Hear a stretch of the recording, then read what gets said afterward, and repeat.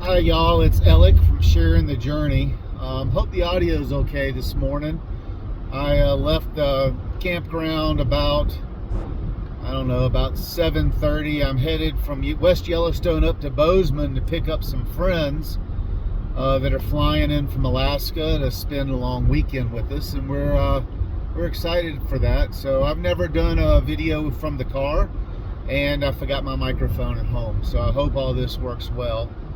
Currently driving through Big Sky.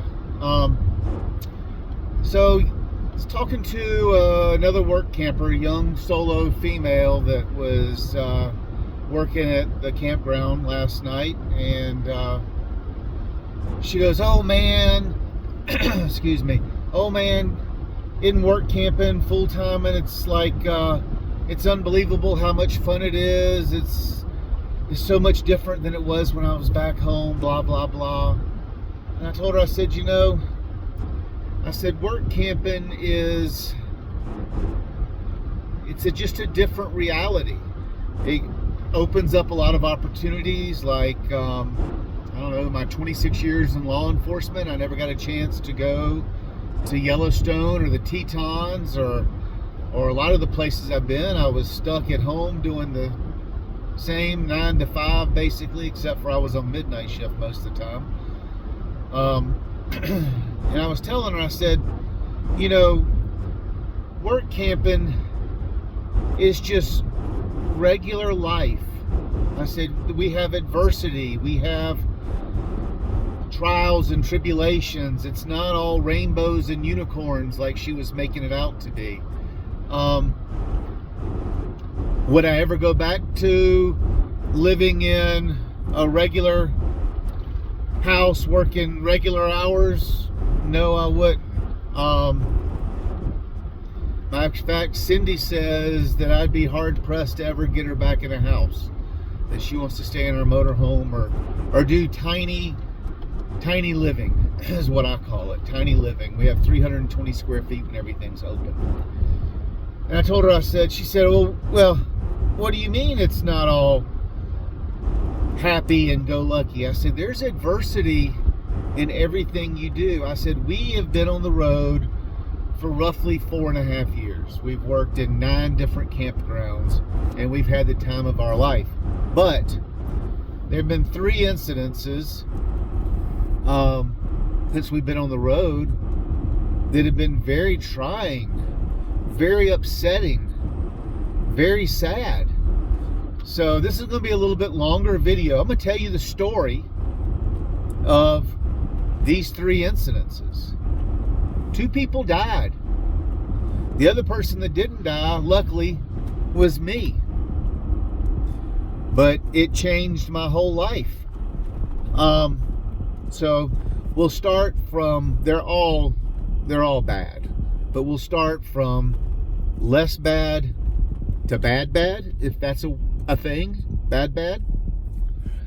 So second job we had was in so also, I'm not going to mention the name of the campgrounds because I don't want the bad event to have any negative connotations on the campgrounds, because overall the campgrounds, the people, and the experiences there were good.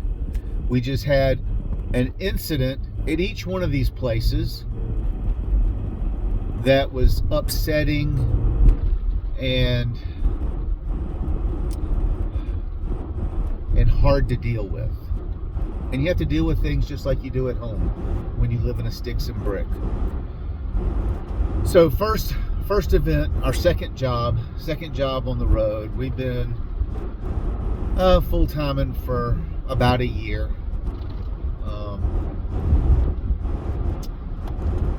We were in the employee section of this campground down in Texas, not far from the hill country. And the employee section was right as you come in the campground, before you get to the main part. And there was this lady that, for some reason or another, she'd been working and living in this campground for, I think, 11 years. Her name was Patty, She was my age now, so this was several years ago. She was a couple years older than us. She was in her late 50s. And little did we know she had had 4 or 5 years prior some severe medical situation that I want to say it was, if there's such thing as a minor brain aneurysm, that caused her to have a little bit of paralysis, I guess is how you say it, and some other, not mental issues, but she just seemed a little bit slower than your average bear. And I was told by the owner it was because of this stroke or aneurysm or something she had had. And she was an alcoholic, and she would not take her medicine properly because of not being able to drink with it. So she lived 2 camp spots over from us in an old Wildwood conventional tag behind trailer. And she had set up this really neat space for all the employees to meet at. She called it the Come As You Are bar, and she built it out of like pallets and that sort of stuff. But it was actual under a canvas top, and it had a bar that would seat 6. She had darts. She had a TV mounted on the side of her camper. She had 2 coolers that people would bring and put beer in, and she had a karaoke machine out there, one of those little cheap ones you'd buy at Walmart or something. But she had a karaoke machine and a radio that you could, or a speaker. It may have been the karaoke speaker that you could Bluetooth your phone to, and whoever was there could play their music and that sort of stuff. Sorry, this is the first time using this holder, and this mountain road's really bumpy. So anyway, one night, and the other thing is, she would, as our manager would say she'd go home at lunch and have a beer sandwich. So instead of eating, she would drink a beer or 2. At dinner, she would have just a pack of crackers and a 12-pack. She never really acted drunk because she drank so much that I guess she could handle it. So Cindy and her, Cindy kind of took a liking to her and would make sure she would eat whenever we would go, like out to a restaurant. She would pick her up half a sandwich or a salad or something, and then we would, if we were cooking hamburgers or hot dogs or making a pizza, we would save her a piece of pizza or cook her a hot dog. We made sure she had dinner probably 4 times a week. So one of the nights that we were taking her dinner, we had gone to a barbecue restaurant, and I'd gotten her, she loved barbecued ribs. So I got her some barbecued ribs and some coleslaw. And football, it was Monday night, football was on. She loved her some Dallas Cowboys. So we would sit out at the bar and watch the game, and we brought her some food, and then we brought us a little bit of dessert. And then we would have a beer, watch the game, and then about 10:30 or 11, we'd have to get up the next morning. I would say, hey Patty, it's late, let's go ahead and turn off the game, or let's go inside. And Cindy would basically put her to bed. Well, this particular Monday night, we're eating our barbecue, or she's eating her barbecue, we're eating a little bit of dessert, drinking Natty Light. That was her beer of choice. It was cheap and would get as cold as the rest of the beers.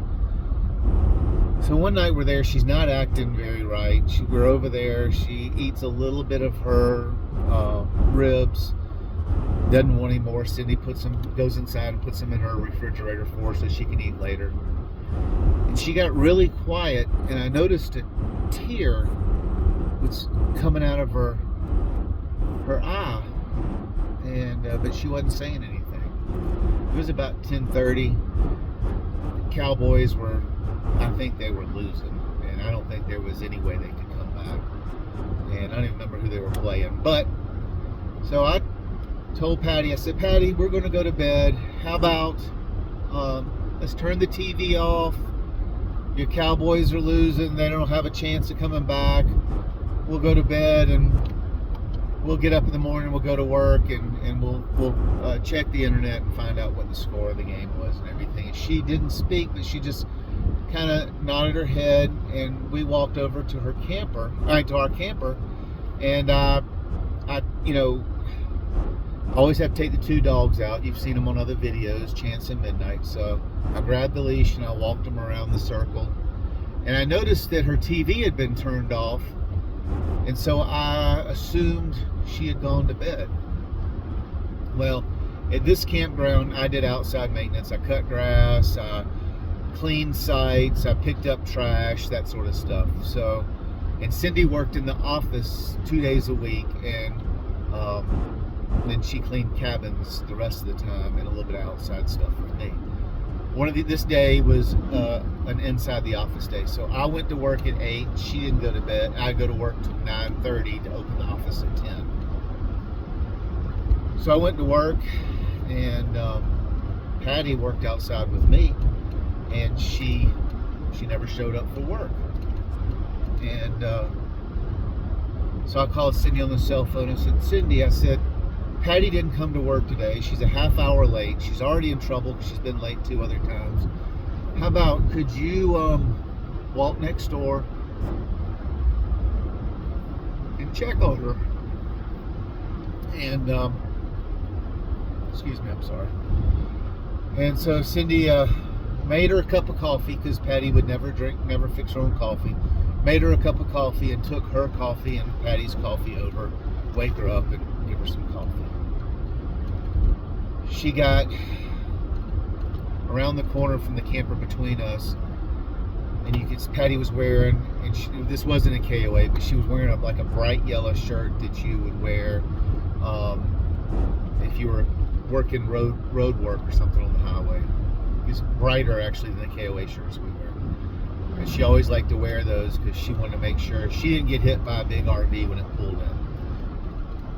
And she was sitting in the same chair that we left her in. She was slumped over, eyes closed, and Cindy said you could see Cindy called me frantic, said, Alec, I think something's wrong with Patty. She's still sitting in the same chair. She's slumped over, and she's got a big drool mark on her shirt and foam out of the corner of her mouth. And I was a cop for 26 years. Cindy went back home. I got the golf cart, called the owner, actually happened to be in the campground. I called the owner and the manager and told him I was headed over, something was wrong with Patty. I went ahead and called 911 before I got there. That was I was at the other end of the campground, 10 to 15 minutes. Sure enough, I got there, and Patty had passed, I guess shortly after we had left. Cindy and I were so upset, because even though she had her flaws, she was a really nice person, and we had gotten to know her, and she had become like family because we took care of her. You know, we cared about her.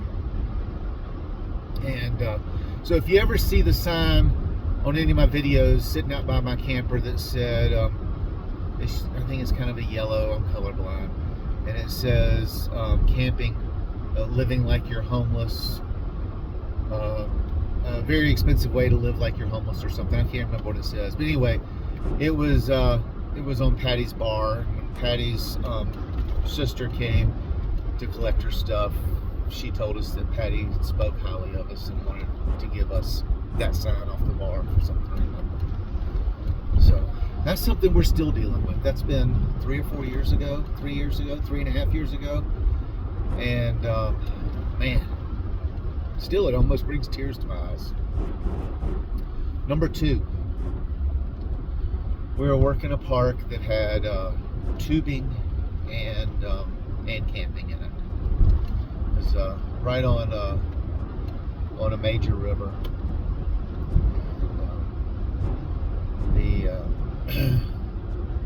owner called the manager and said, "Hey, we need to go survey the river and check and see if it's okay to open tubing." So the manager came to me and said, "Alec, I need you and to grab a couple guys and come with me, and we're going to go survey the river and see what all needs to be cleaned up so we can start tubing." And I told him, I said, "No," I said, "I was just on the river last week when the owner was here. I went down with the owner in the kayaks. I said the river is too high, running too fast, and too dangerous, and I'm not going. You can count me out." So he grabbed another couple and one of the guys that worked outside, and they took two canoes, one a river canoe and one a regular like canoe from on Golden Pond, one of those big 18-foot pond or lake canoes down this river. And so hold on, I've got a little bit of traffic here. So on the way down, I went up to the office while they were on the way down to talk to Cindy. She was working the office, and I'm standing there next to her, and the drop-off is only 7 minutes by truck, but it's a 2 to 2.5 hour float if the river's running properly. When I went down it the week before, I got down in 36 minutes, I think it was. Just way too fast for tubing. So the manager's wife dropped them off with their canoes. Before she could get back to the campground, the manager was calling my wife on the phone, calling Cindy, saying, "Send Alec in the kayak. The other couple has gotten all hung up in a tree. They can't get down. The river's running too fast. And I can't get back upriver to help them. They need help." They haven't even been on the river for 5 minutes. So, and come to find out, not one of them, none of them, all 4 of them got on the river without a single life jacket. I ain't no dummy. So I grabbed a kayak, paddle, and a life jacket, and I waited for the wife to get back. She had no idea she'd forgotten her phone. I motioned her over to the barn and threw my kayak in there. I said, "The couple that went down with your husband are in trouble. You got to take me up to the river. They need help." So go up. She drops me off at the river. I get down. The husband I go around like 3 bends, so they ain't been on the river no time. I go 3 bends around. The husband's standing in knee-deep water, holding on to this upside-down canoe with all his strength. His wife's over on the shore, holding her paddle, not helping, can't get over there, And so I pull the kayak up on the riverbank next to where the wife was. I wade out into the river and get this other end of the canoe. We roll it over, and full of water, we take it over to the side of the shore, dump it out. So I'm holding the canoe, they're getting back in it. The canoe gets a little wobbly, and the wife screams, throws her hand out, and for some reason threw her paddle in the river. And I'm watching the silver and black paddle float by. I run or try to quickly move over towards it. Can't do it. Paddle's gone. I've got on Crocs. Crocs are gone, whole 9 yards. So I get him in the canoe. I tell him, you have to do the best you can with one paddle. I said, I'm gonna go down river a little bit to where the manager is and tell him to get ahead of us and see if he can find the paddle. It should be stuck in one of these bends. A lot of log jams. So we go about, I don't know, 2 bends more down the river, and the manager and the outside guy that was with him,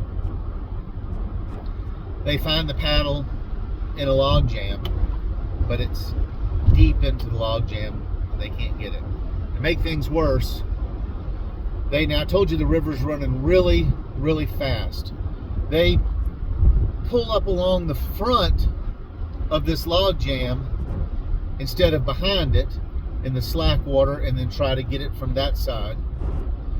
And the river's running so fast, it's pushing the canoe up against the log jam, and they can't, with being inside the canoe, paddle and push to get around the log jam. So the manager waves me over and says, Elliot, come here. You're in a kayak, you should be fine.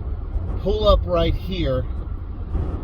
I'm gonna get out of the canoe onto the shore and push the canoe off the logs, and then you move in front of it and I'll hold your boat and you push it the rest of the way out with him pulling on the logs to get out.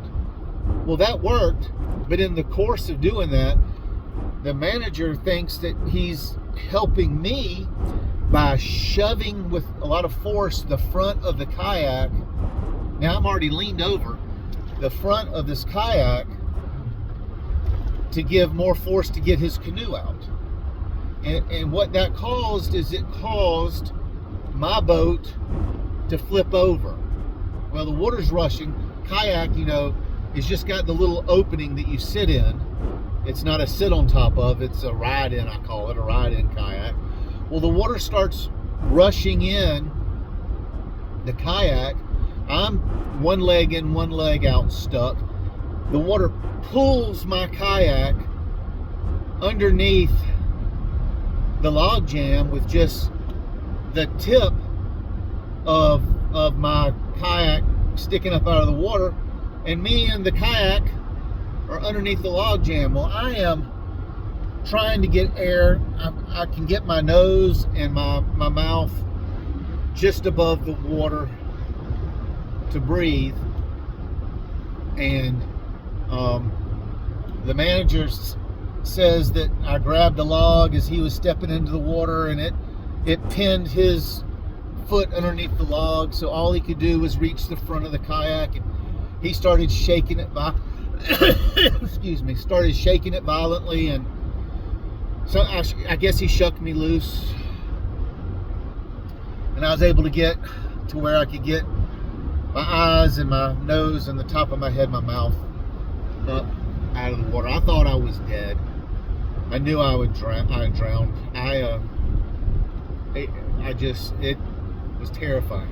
Well, I still had to get out from underneath the log jam, and if I wanted to get off the river, I needed to rescue the kayak. On a good note, I was able to get, while I was there, the other couple's paddle out for them, so that was a plus, only plus. So what seemed like a half hour, I'm sure it was just a few minutes, I was able to hold on to logs and bob underneath the different limbs and structures that were in this log jam that was in the bend right there.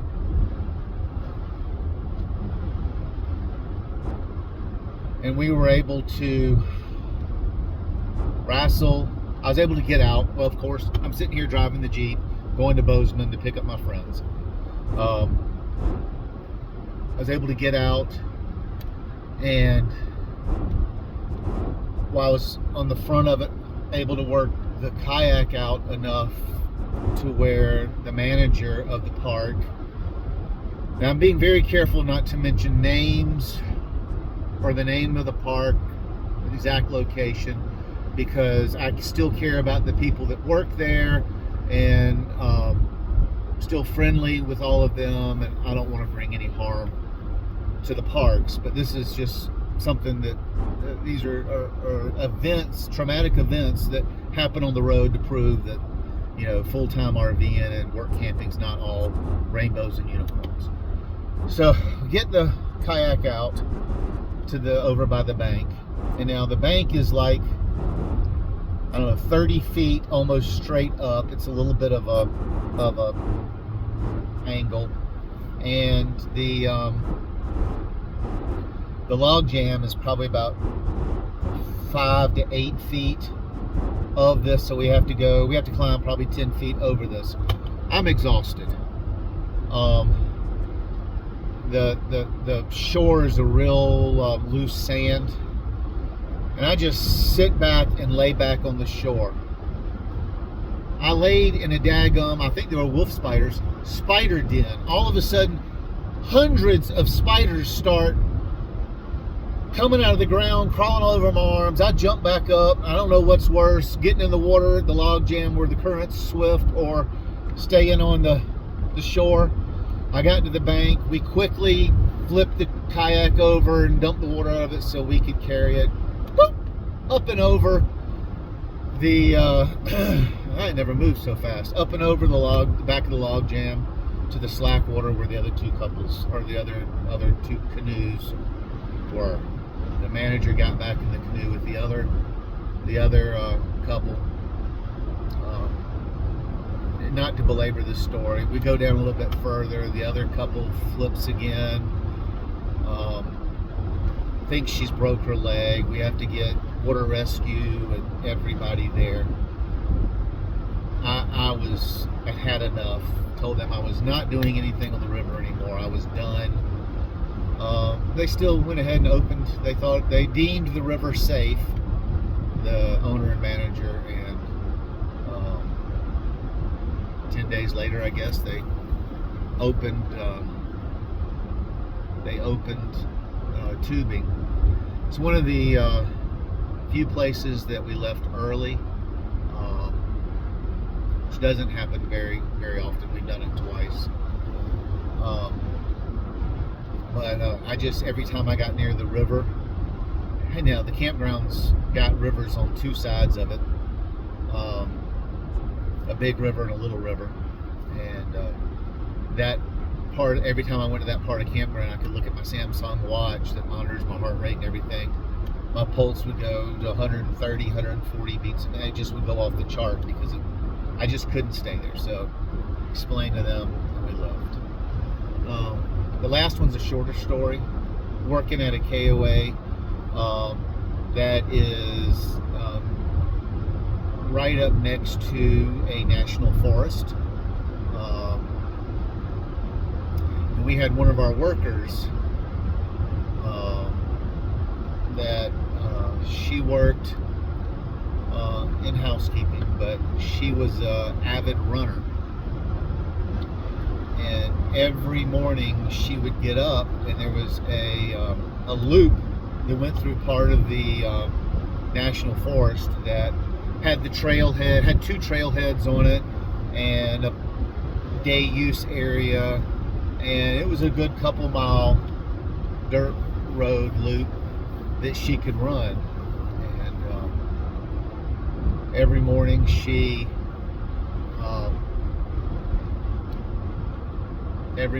got up and she ran this loop at least 5 or 6 days a week.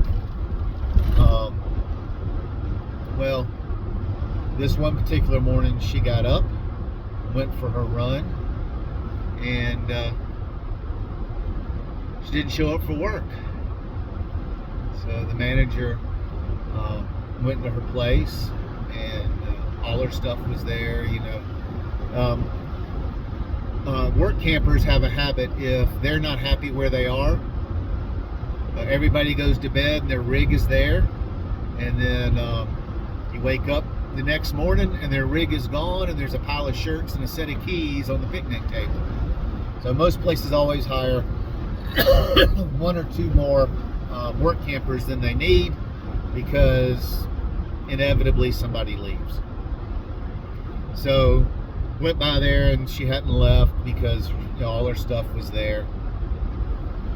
Manager called the park ranger and the police, and park ranger said, well, we need you to come over to this trailhead. I said, okay. And it's always important when you go running to have some sort of ID on you. So the manager got over there, and the rangers had already found her body, and were trying to identify her. And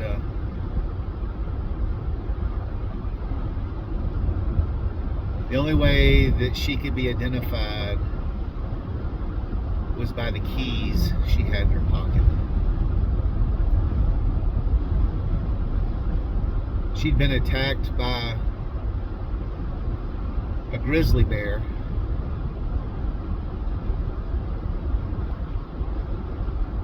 and she'd been so mauled and messed up that she wasn't recognizable.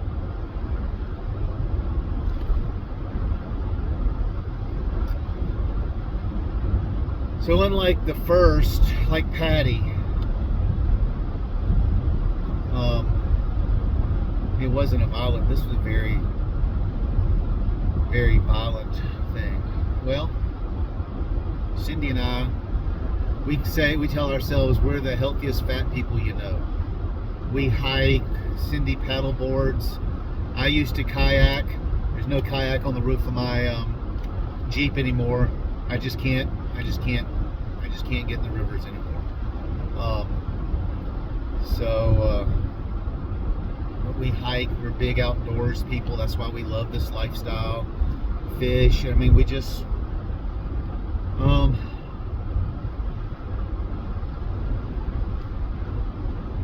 I haven't been hiking. Well, I have hiked, but not in